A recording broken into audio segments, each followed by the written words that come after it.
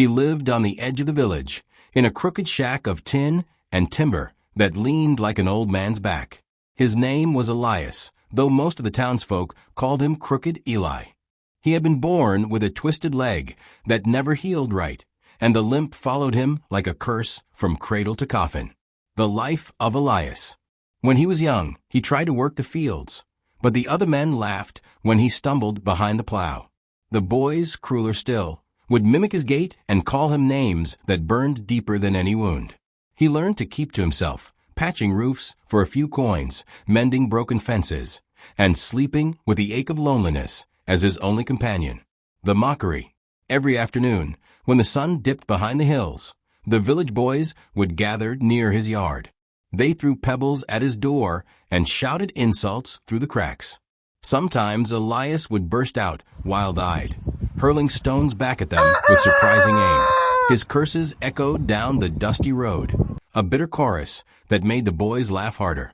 Yet when the laughter faded and the night grew quiet, Elias would sit by his window, staring at the stars. He would whisper to himself that he was not born to be hated, that perhaps somewhere someone might have treated him kindly. The years of silence. As the years dragged on, the boys became men, but their cruelty never aged. They still mocked him when the years passed like slow rain on stone, wearing Elias down bit by bit. His hair turned white, his hands trembled, and his leg, once just crooked, became nearly useless. Still, he refused to leave the little shack. It was the only place that had ever been his. The old man and the boys. The new generation of boys didn't even know why they mocked him.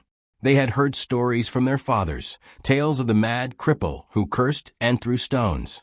And so they carried on the ritual. Every evening, they came to his fence, shouting, laughing, daring each other to get closer. Elias would still rise from his chair, clutching a handful of pebbles, his voice cracking with age and fury. He shouted words that no one could quite understand anymore, a mix of rage, sorrow, and something like prayer. The boys would scatter, laughing into the dusk, while he stood there trembling, his chest heaving, his eyes wet. The final evening. One autumn night, the wind came sharp and cold. The boys gathered again, as they always did, but this time Elias did not come out. They threw stones at his door, waiting for the familiar roar, but silence answered. One of them, braver than the rest, crept to the window and peered inside. Elias sat in his chair, head tilted back, eyes closed. The fire had burned out hours ago. His gnarled hands rested in his lap, and on the floor